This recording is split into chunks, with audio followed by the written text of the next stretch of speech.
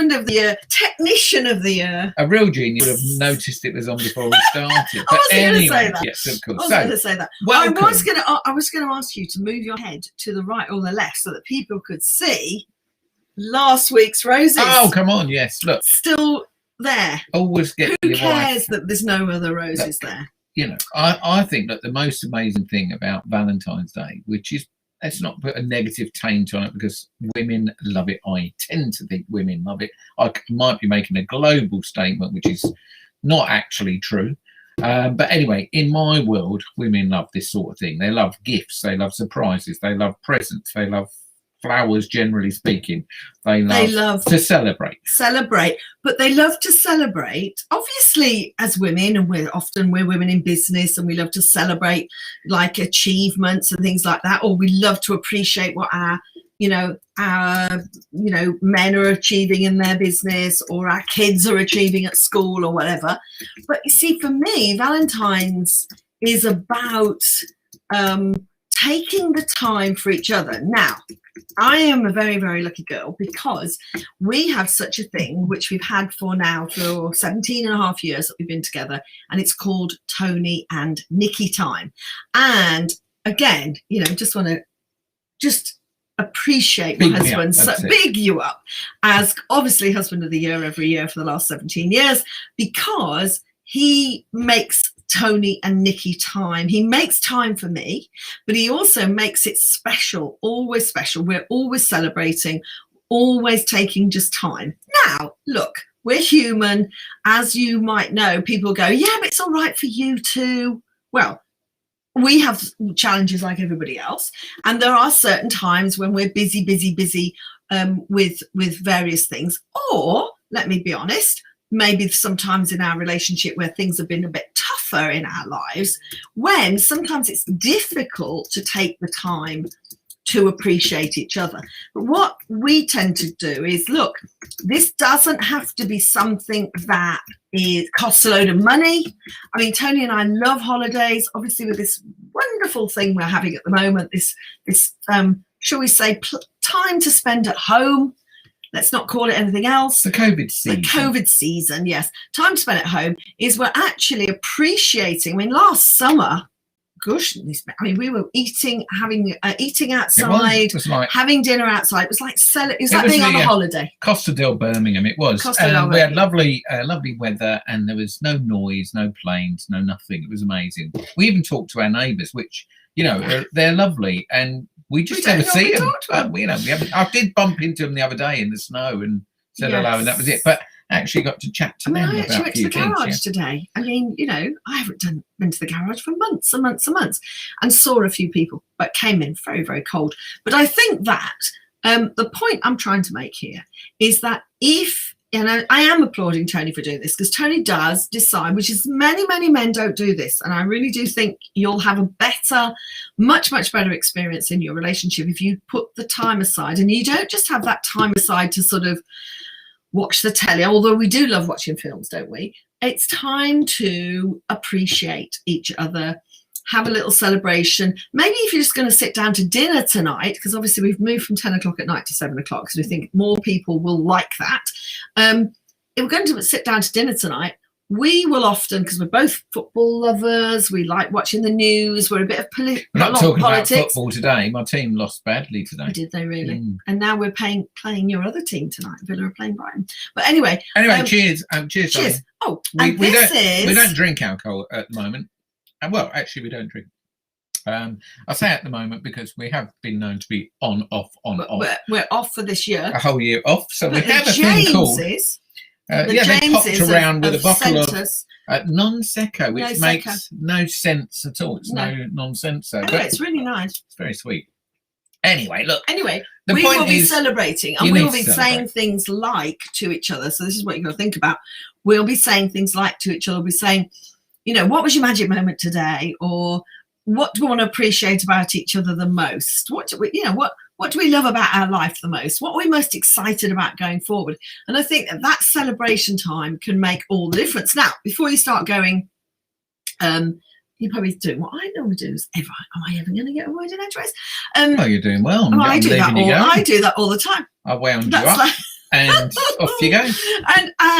But you might go, oh, it's all very cheesy, Tony and Nicki V, all cuddly and kissy. And like, you know, what about if you're having a tough old time and, you know, maybe things are not as great in your world, or maybe you're single on this Valentine's Day. We'll talk to the single people as well, just have a chat with them tonight as well.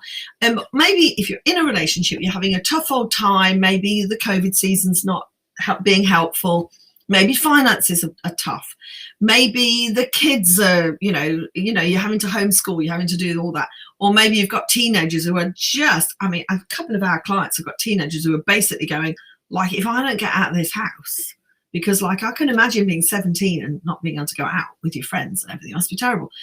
And so if you're having a tough old time, what we're saying tonight is, yes, we're saying celebrate. Yes, we're saying have some time for each other. But what we're also saying is, look, let's be realistic. Sometimes the thing to say to each other is, look, you know, we're having a bit of a tough old time at the moment. I expect that's hard for you and it's hard for me. And, you know, maybe we should just take this time to not talk about the kids or talk about the business or talk about the money or talk about this or talk about that. Let's just talk about us. Let's just talk about how we can be with each other, even if actually at some points we're not being that lovely to each other. I shall shut up now and drink non-secco. Anyway, yeah, so I think it's actually a really good, one of my favourite learnings. One of my favourite learnings is, especially if you're single and struggling a little bit with it, or if you're in a relationship it's not working, you know, from a coaching perspective, it looks bad, it's how you focus on, you know. So one of the greatest things about coaching is, if you're always looking like this and you can't see an answer, the trick is to come at it completely different angle. And one of my favourite questions is, how could this very difficult situation or time, if you're having one, actually be the best thing that could possibly happen to you? Yeah.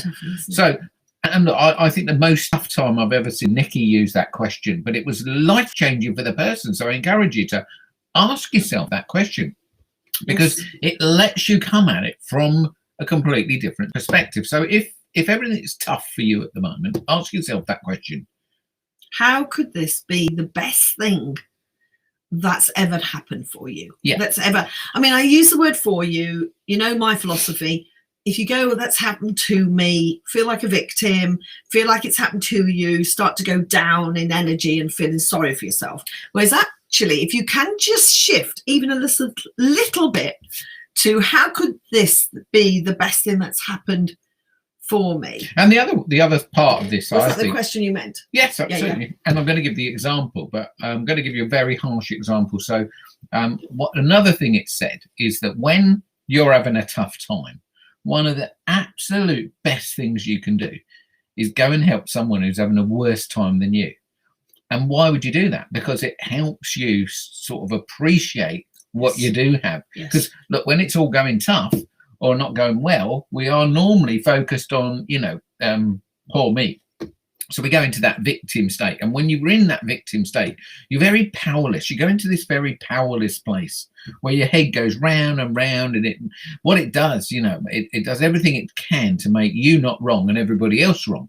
But of course, in that moment, when you're not looking at yourself, because you can't, then unfortunately, you will just go round and round in circles, coming back to, you know, a negative state. It's often a downward spiral. It's where depression starts, where you can't actually see a way out. So things get worse and worse and worse. So if you, first off, you know, go and find somebody who's in a worse situation than you, and I wouldn't give them advice, but give them some love, you know, give them some time, give them some energy, give them some of you, you know, in an unconditional way. It doesn't matter whether it's, you know, someone on the street who's struggling right now in the cold and hasn't got any money or anywhere to stay and no food or whatever that is. Just do something random. Like that's what I love. It's called a act of random kindness, yeah, which basically spells ARC, yeah, act of random kindness. Now, just to give you an example, you know, of how bad it can get, we were once doing a seminar for a group of couples, and there was a couple of singles there, but it was mostly couples. And we did this, what we call truth session. Now, look, if there is one thing that will set you free from a troubled relationship situation, then the truth, as the old saying goes, will always set you free. Now, the truth is always in this situation, not about the other person, because telling them the truth is a judgment on them of how you see them. But it's like going into a place of truth about yourself.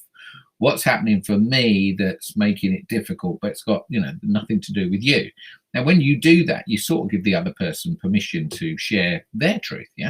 So truth with a capital T always is truth about yourself, what's going on for you, and it gives the other person a chance to understand you. Maybe just see your life in a different way. So I would say that's good. Anyway, we were doing this whole truth session once. Where the guy, they actually, we'd set them off, the couples, to do a truth session, which if you do it really properly, then it would take you like an hour or so, to share your truth. Often to share things maybe you've never shared before if you're in a relationship. Anyway, these couple came back about 15 minutes later, sat down and gone, we're done, And you could sort of feel, from our viewpoint, you could sort of feel it wasn't done. So they haven't really told each other the truth. They've perhaps some half truths. Anyway, the guy was very interested because he went away and he knew he had something he wanted to share, but he just couldn't share it because sometimes when we go into a truth session, what we do is we become very fearful about the reaction of the person who we're telling the truth to. So we start making a movie, pictures, images of them, going mad, mental, whatever it is at us. So that, makes us sort of hold back the truth. Yet the truth is very powerful way of releasing, your pent up energy. Now, it's not about trying to hurt the other person, but anyway, the truth never happened. And so later on, it's like burnt away at the guy.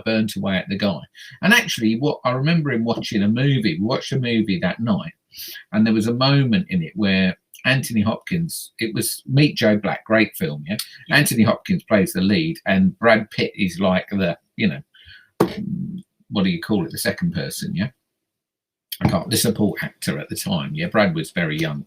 Anyway, they were in this helicopter, and he's talking to his daughter. He's talking to his daughter, who's fallen in love with the Brad Pitt character, who's a bit of a strange character. But anyway, the essence is that the guy who hadn't shared his truth, saw this film, and Anthony Hopkins says to his daughter, never go to your grave without, being, I can't remember the exact words. The basic thing was, he said, never go to your grave. This is my version of what he said. Yes. Never go to your grave having not spoken your truth, or in regret.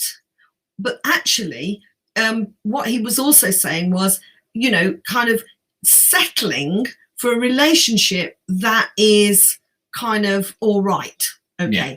And so what this guy did is he heard that, and it had this massive effect on him. And he actually said, right, I decided I was going to tell the truth, and I was not going to settle for a relationship that is not meeting my needs and is not, healthy.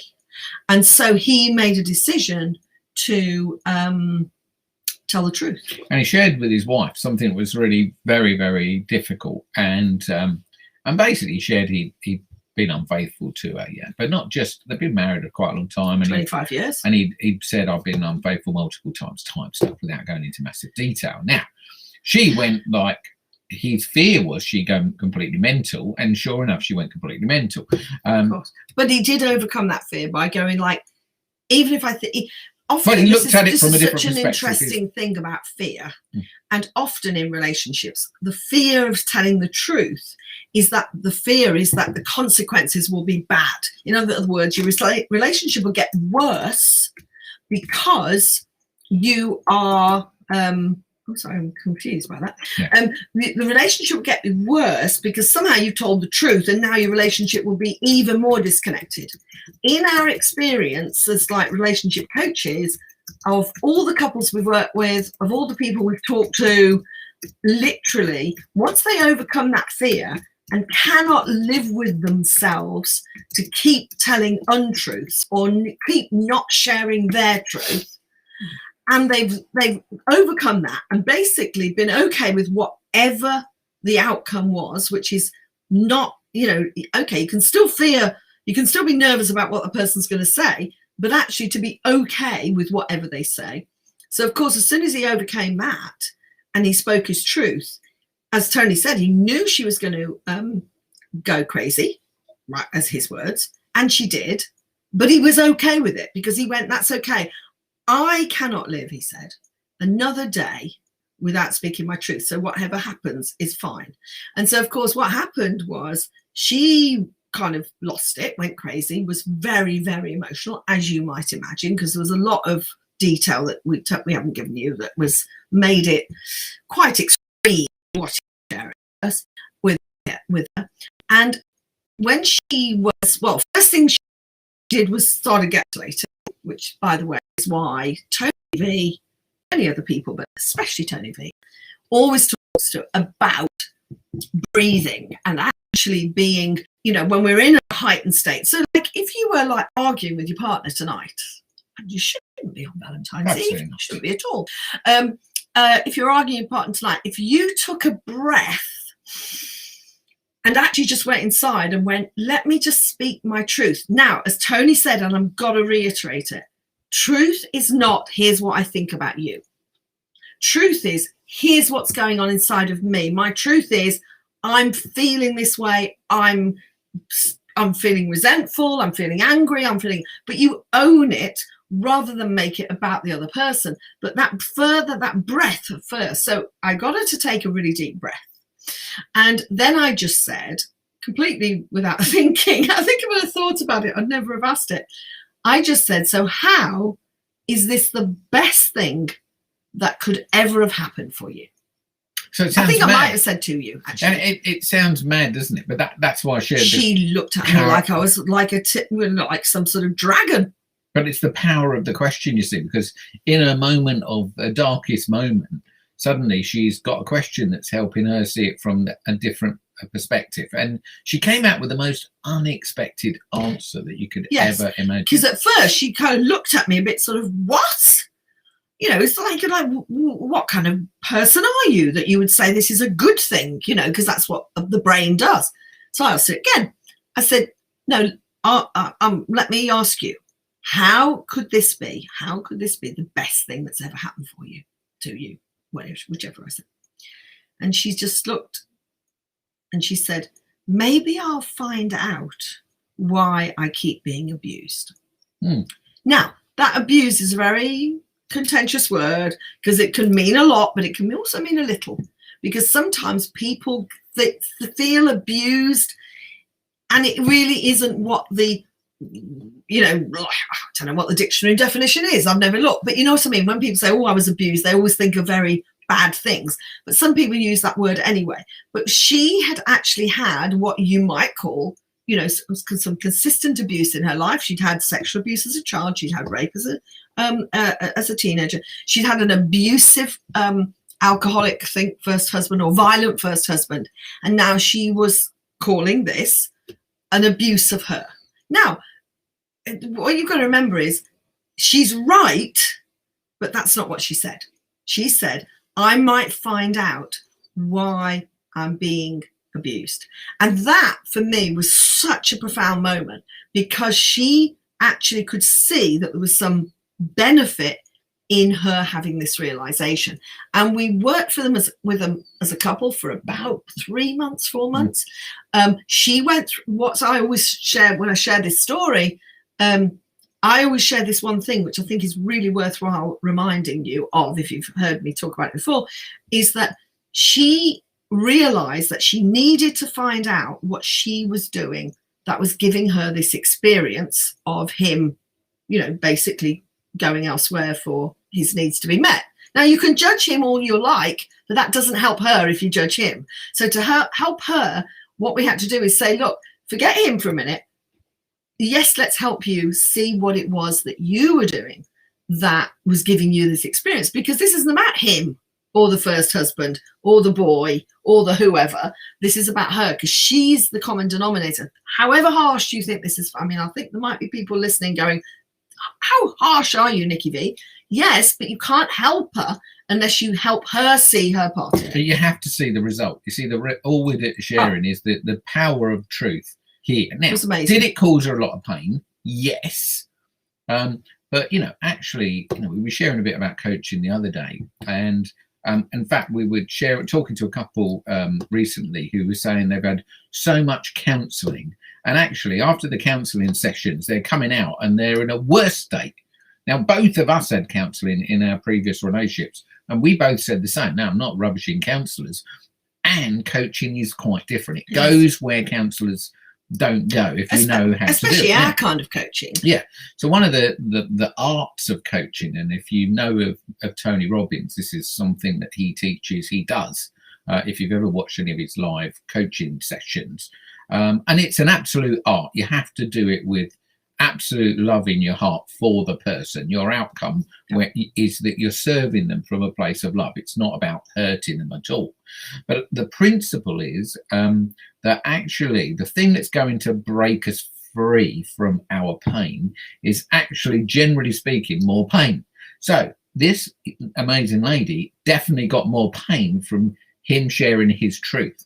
Now, how the pain she felt was also, when we talk about leverage, when we talk about pain, basically we're saying, so look, if you can join the dots and see how you've behaved in a certain way that has actually contributed in some way, actually brought that experience to yourself, now you can learn how to not have that experience. And I was just going to say, the thing that was a problem for her, which I heard you say on something the other day, which was really interesting, is the problem was when she was having coaching with us, when he was having coaching with us, when they were having coaching with us together, the healing process, the forgiveness process, the starting together to make their life going forward, because they decided they were going to go stay together and work on it.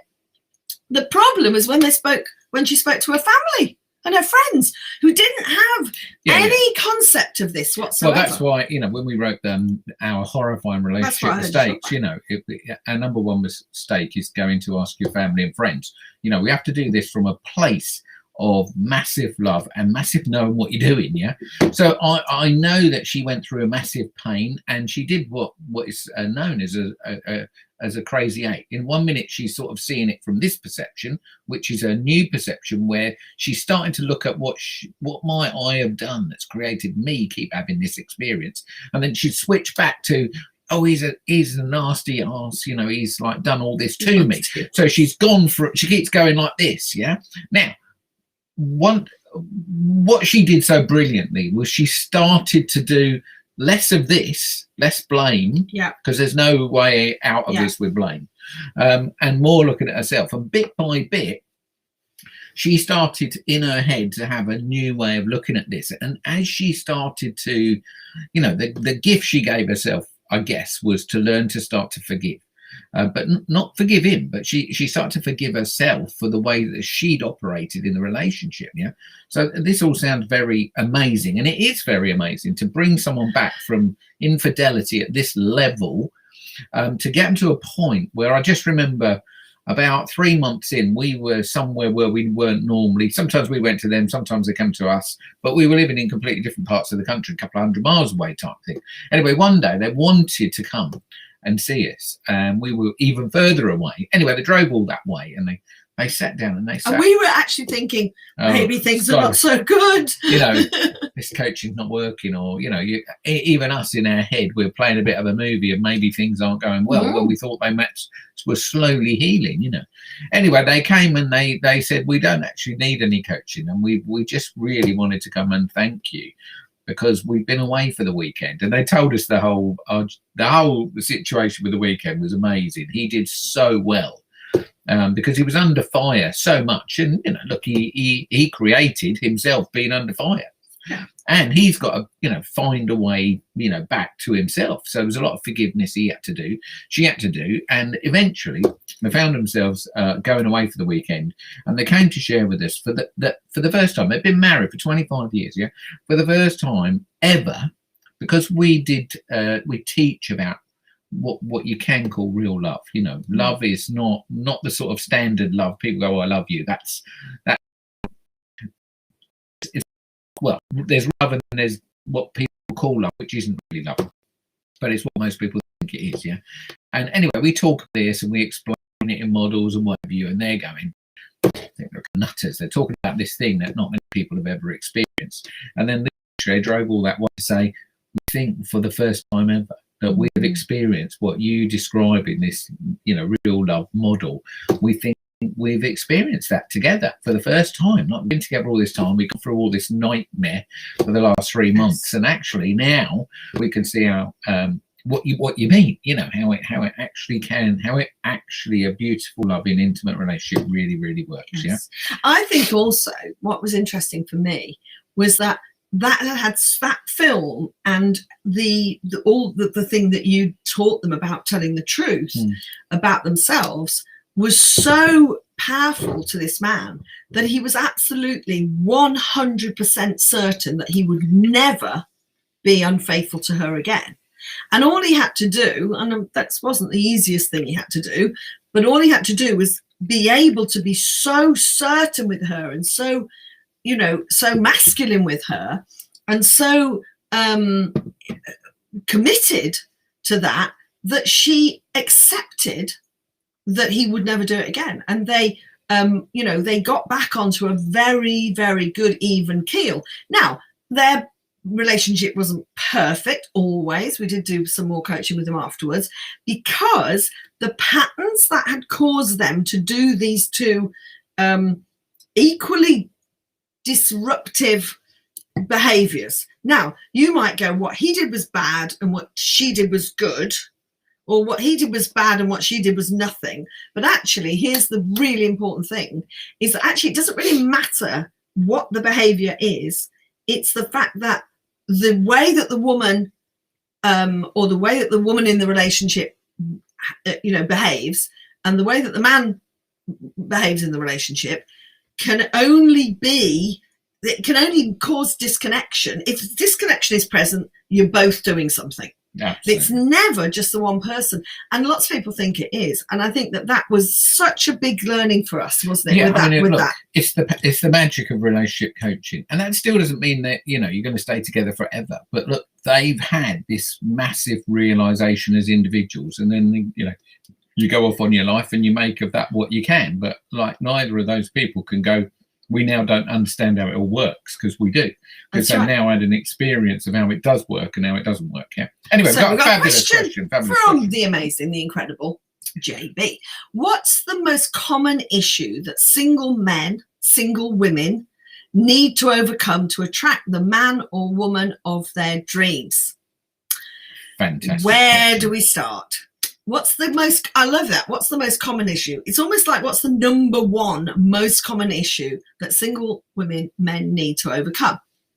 To attract the man of their dreams. Okay, cool. Where do I start? I can start. Let me start. Please start. Let me start.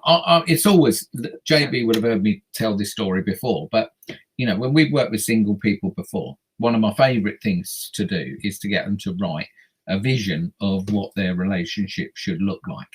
And the partner or the relationship? Well, their relationship, how they want the relationship to be. Because actually, if you write down how you want the relationship to be, and then, you know, the trick is to look at yourself again. It's always, coaching is always about looking at yourself, which, you know, most people don't want to do. But if you want to get a result, it's where the results come from, really.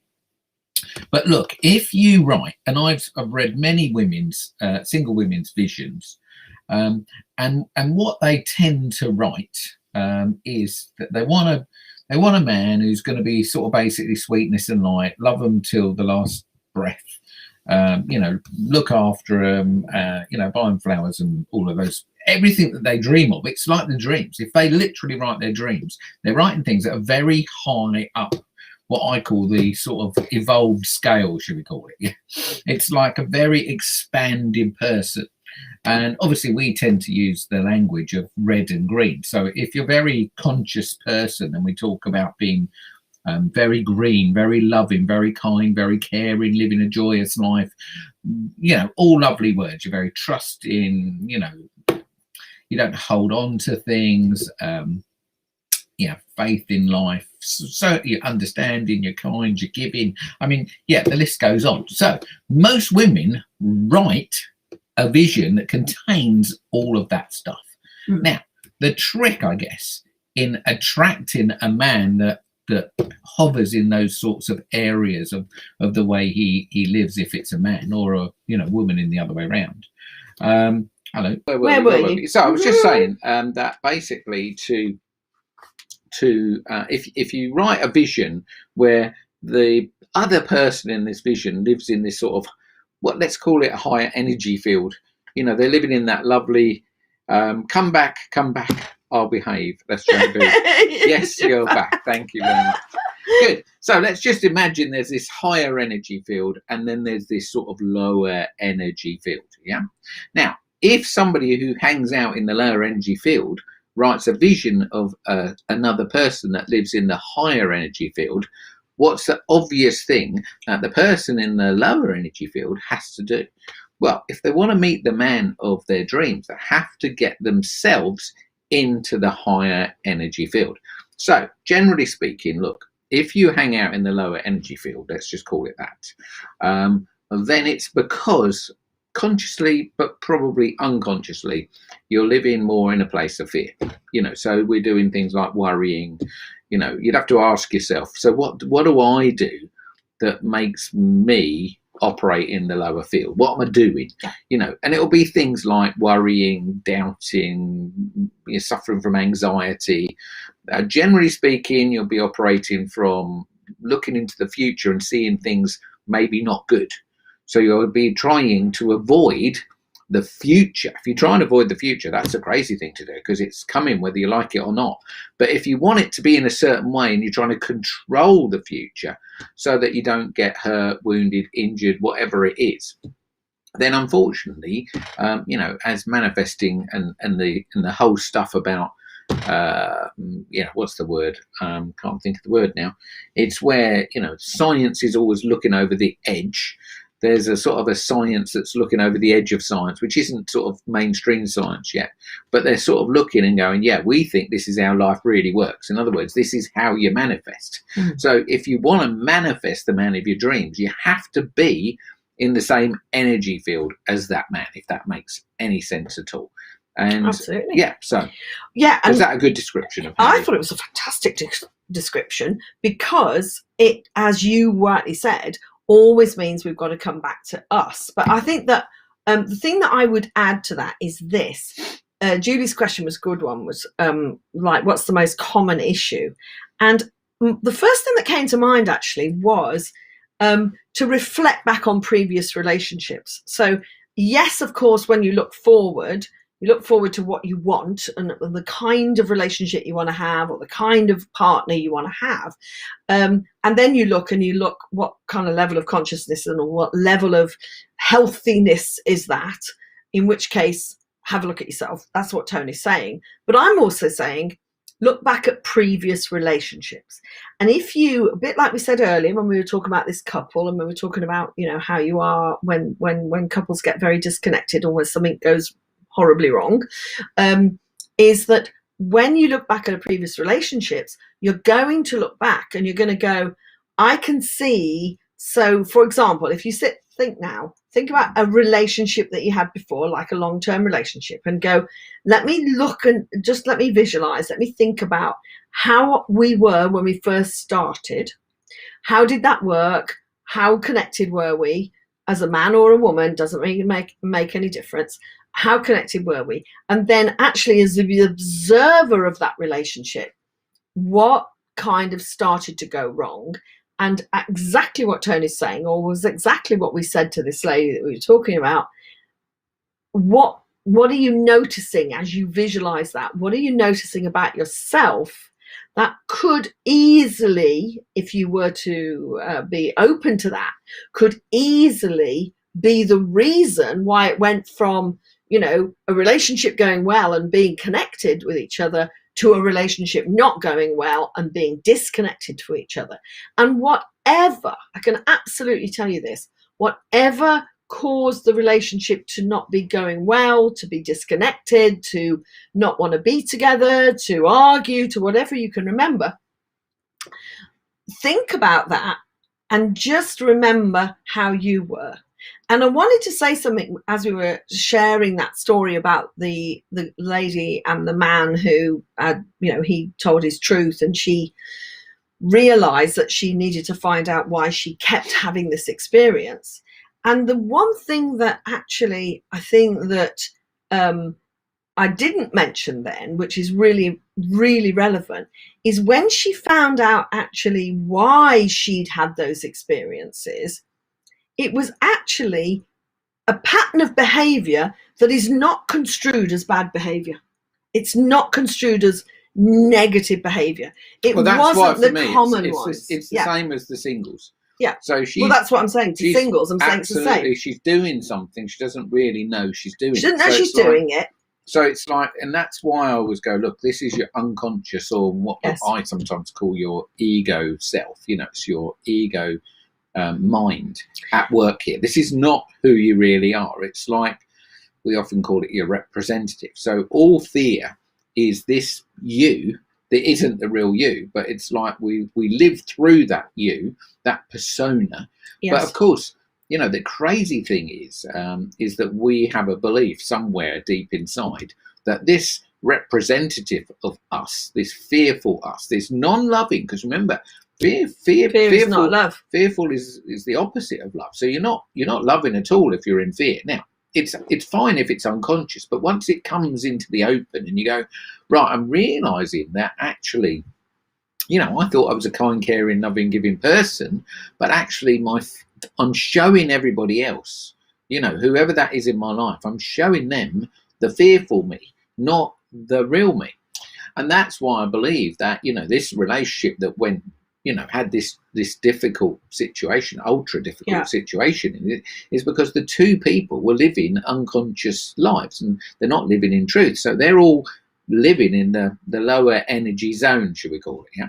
Now, the magic of the lower energy zone is that it gives you the opportunity to realize, it's almost, I always say, it's like the universe, a bit woo-woo this, but look, the universe is shouting at you, but it doesn't speak English.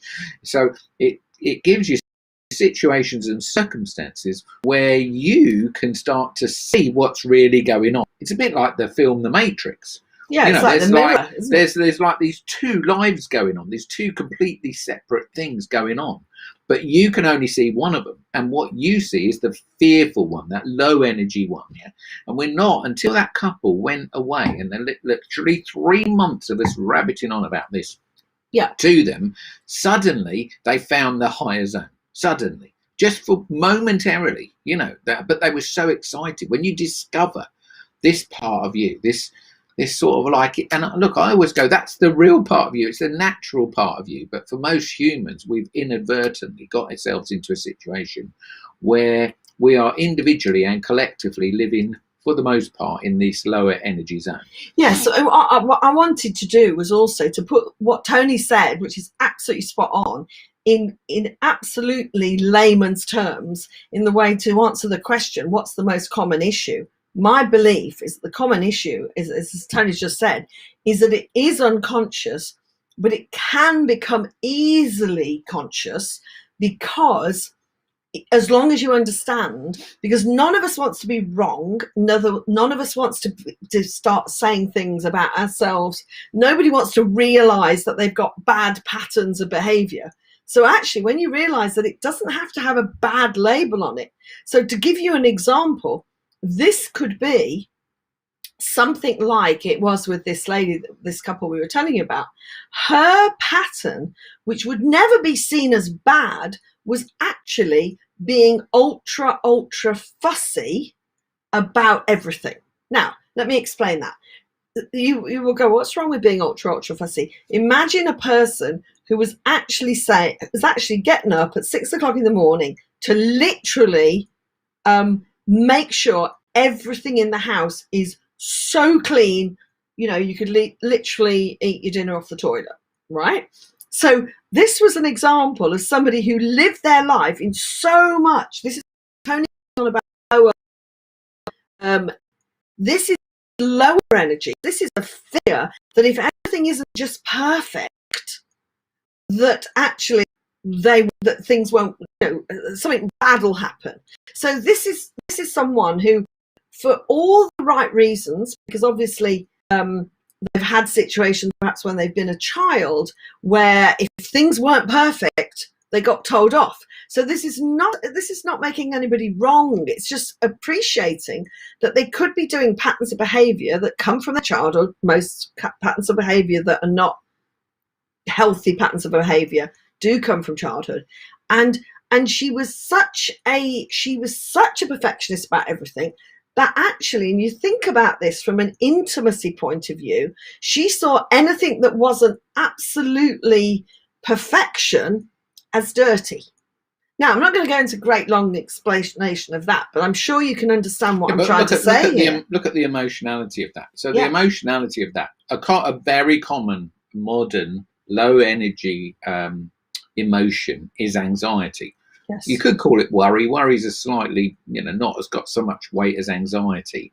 But imagine if you're a worrier or you're anxious for large portions of the time, what that will do. Well, look, let's ask anybody that is does anxiety, albeit unconsciously. We're not saying anything negative about it. It's if you are doing anxiety, what you're going to do is you are going to find it very hard to be with. Yeah, yes. Because the person that's got to be with you has to be able to cope with your anxiety.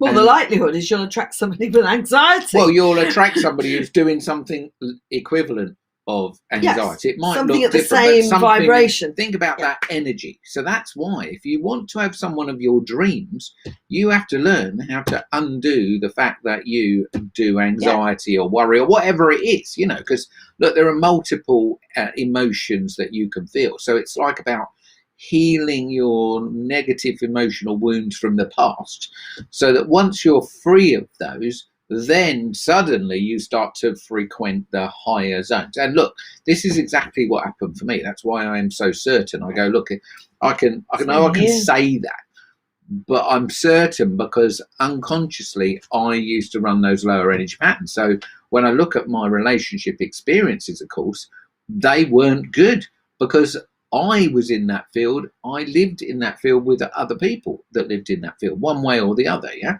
Now, I'm not saying that their patterns of behaviour are the same as mine, but it's once you realise that, and it's a thing to get aware of it. It's a second thing to understand and accept. This is the difficult bit, that you're doing it to yourself. Yes. That is the most difficult thing to really achieve.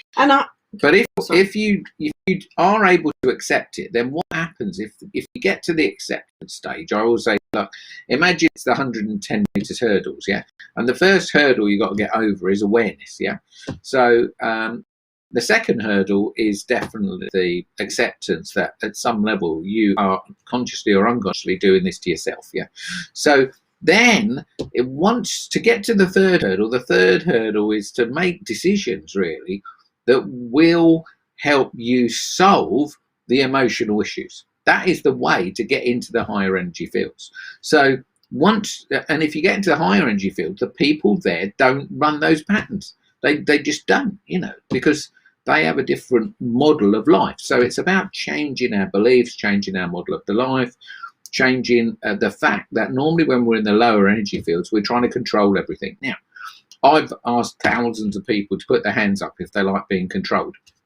How many people do you think have put their hands up to say they like being controlled? Well, no one. So if you're in a relationship where one or other of you, or probably both of you, are trying to control the other person, this sows the seeds of of basically this relationship slowly dying. The love, the passion, all the high energy stuff that you're looking for will go away, and then you get the dregs of a relationship where sometimes you sort of stay together, you live in the same house, but there's no passion, there's no love, because we're all doing these lower energy negative things like worry or anxiety or anger or whatever it is, whatever your pattern is. Yeah, but that's right. I mean, as Tony was talking, I was thinking, if you, to get aware and to accept, realize that, like, just take that language that says trying to control. Of course, if you're really kind of like don't get the proper awareness, you'll be going, well, I don't try and control. I'm a single person. I'm not trying to control anybody. If you're controlling in the way you live your own life, right? And I use that example about that other lady, which was very controlling of her own life in almost like obsessive behavior, right? Then what you're going to do is you're going to actually be sending that signal out, which was interesting that obviously Julie asked the question about attracting. And the other thing that I think is absolutely certain about attracting, somebody into your life, is that you've got to live that way. You can't just go, well, I live the way I live, and then when I meet somebody, I'll just start behaving. That's just not the way it works. So you have to live that way yourself, whether you're a man or a woman. You have to live your life in the best energy that you possibly can, being super, super aware of your own patterns and, working on them and realizing that most of those patterns are driven by fear. So, anything, like anger is fear. Perfectionism is fear. All those things are fear, in which case, if you live your life in that fearful place, or you live that life in the low energy place, angry or guilty or low energy, depressed or whatever it is, then actually that's a signal that you're giving out, and you will attract the very thing that you're giving out. And that could be affecting, of course, not just who you attract, but it will affect your business, it will affect your health, it will affect your whole of your life. So Jolie's sharing something great there, My old pattern was not speaking the truth to myself in relationships of what I was good with. I'd go along with things that were miles away from my values just because I was fearful of being left. That's really interesting, Julie, because when Tony was talking earlier and I was reflecting back on my old pattern, it was very, very similar. I would literally go along with things in a way.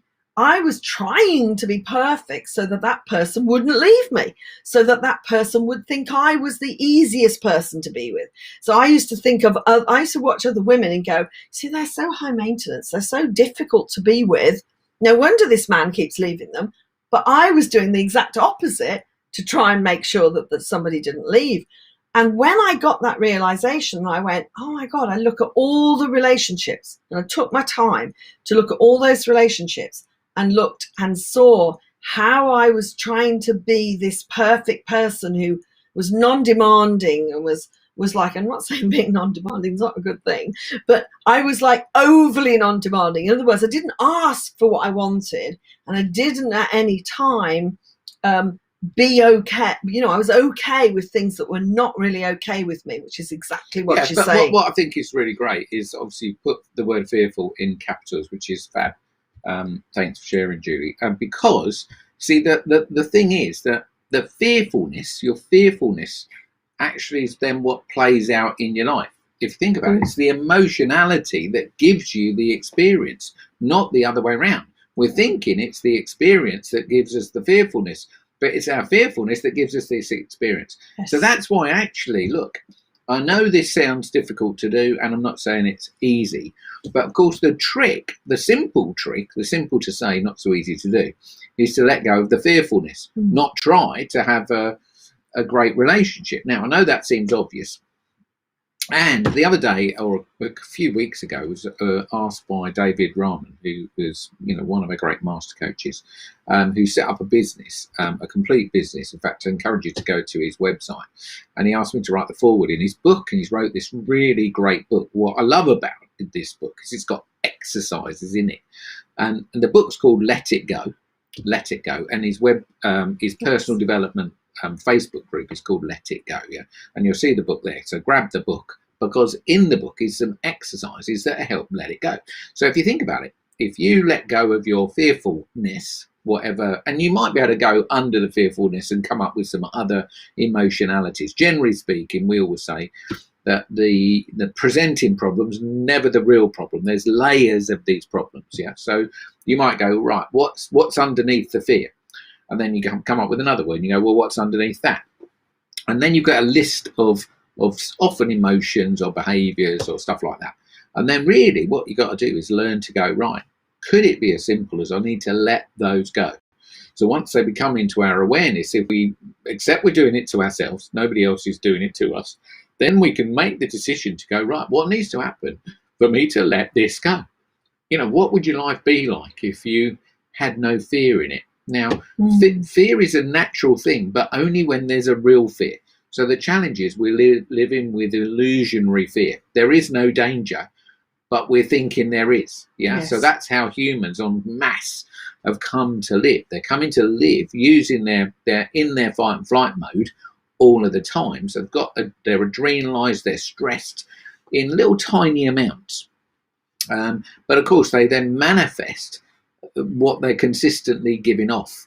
That is the problem. So I think that is the answer. It was a long answer, wasn't it? It's How you attract the man of your dreams is to let go of all the fear and all of the things. And that way you meet a person, you'll meet other people. There are plenty of people that don't live in a fearful place. Having said that, it's over 90% of the people live in that place. So we're looking for the people that are more conscious, more aware of this sort of stuff, have either worked on themselves or they were born that way or whatever. But they definitely live there. They live there, in huge numbers. I mean, huge numbers of people do live there because there's like nearly 8 billion people on the planet. And if, let's just say, 5% of those people live completely free of fear, that's 5% of 8 billion is like unbelievable. I mean, it's like that's more people that live in America that are living in the green. So they're definitely there. The problem is you don't see them when you're running your fearful pattern. You don't come into their sphere because they live in a different way. They operate in a different way. They don't hang out in the places you hang out. That was definitely one of the things I noticed when I was living my more old life. I hung out with people that lived here. And it wasn't until I realised that I could adjust my energy that actually I realised I met a whole new bunch of people. I was fearful when I was in a lower energy that I might be stuck on my own forever because it felt very isolated and very not good. And one of our greatest fears is being alone, really. But of course, the truth was, as I managed to realise, as I realised you could turn your energy up or go into the next energy field, all of those people disappeared and a whole new bunch of people came into my world. So, I encourage you to... Let me ask you, because I think this would be really helpful, is that when what Tony's saying, which is that if you've, and great to use that word fearful, is to say to yourself, so I know that me being fearful will, if I care, attract vibrating at that kind of level. So I need to let go or work on my being fearful so that I attract something great. So what I was going to ask you, Tone, was that would you be suggesting that someone said to themselves, well, so they're single and they know they're doing fear, where in my life am I experiencing fear, so that they know exactly what to work on, so that they get their own life in a better state. But how do you identify parts of your life that have got fear? I mean, It's a great question. Yeah. And honestly, it didn't work that way around for me. It worked the other way around. I think it worked a bit like we said with the lady, that I had to have a lot of pain. So I had more and more and more pain. I was feeling more and more everything I didn't want. And what happens if you give yourself more pain, then obviously you can slip into a spiral of like hopelessness and apathy and depression and all of that, which, look, 20% of the population of Great Britain is on clinically depressed, taking tablets. Yeah. So it would have been easy for me to do that. And I know people that have done that. But actually, my pain got enough that I didn't want to go there. So I took some action. So I do believe it's like you've got to it's like being stuck in mud, but the mud finishes over there. Yeah. You just got to have a belief that it finishes over there. And actually, if you take those couple of steps, you will get out the mud. Even if you have to get into deeper mud. Yeah. But if you stay in the mud, then you're going to be stuck forever. So I made a dash to get out of the mud. And what I did was literally look for things that I'd never looked for before. So things like, well, look, we're into personal development. There's loads of things on the internet about personal development, loads of help out there. And I just believe that I found that help. And I found a whole bunch of people who lived in a different way, or at least were thinking in a completely different way to where I was before. So that was sort of my escape route. But I moved towards it. I made a decision that this pain is enough. I am not going to live my life like this anymore. Yes. There's got to be something better than this. And I moved towards personal development. Now, yeah, I think that's what I understood you to mean by having more pain. It's not, in fact, it isn't. It's getting to that point where you will absolutely not allow yourself to have this anymore. No. The leverage, of course, is if you don't do something about it, can only get worse. well, It's humanly impossible to keep going, and it not to get worse. And what does that mean? Basically, you're going to feel worse the longer you go on running these patterns and being in this lower vibration. So if we want to attract someone who's in a higher vibration, if we want to attract someone, we've got to work on ourselves. But and what Tony's saying is that, like, he went, I am determined, forget anybody else, I am determined, I am going to move towards having a better experience of life for me. And actually, look, the people that were around me at that time, they were encouraging me not to do that because they think that's not good as well. Anyway, look, I trust that was useful. We've got to on. If you're new to the channel, please hit the subscribe button and the notification bell, because you get notified every time we do something. If you would like to share this with your friends and family, or anybody you feel like could benefit from listening to any of that, would be amazing. There's a share button there. You can copy and paste that link into emails, into your social media, wherever you like, and just tell them whatever. If you're watching this on recording, please do put comments in the box, ask questions, and obviously we have another video coming out. We put videos out regularly, but if you hit the notification bell, they'll pop up that there's a new one, and there's loads of videos in the YouTube channel, so do feel free to go and have a dig through those, see what you can learn. Lots of personal development movement stuff that you might never have done before. So that's it from us this week. We'll be back next Saturday at 7 o'clock. Valentine's Day will have come and gone. Trust your day will be amazing tomorrow, alone or together. You can feel the love inside of yourself, share that with yourself, and then when you're sharing it with yourself, share it with others as well. So that's it. We'll see you next Saturday, 7 p.m. Happy Valentine's Day. Bye. Bye.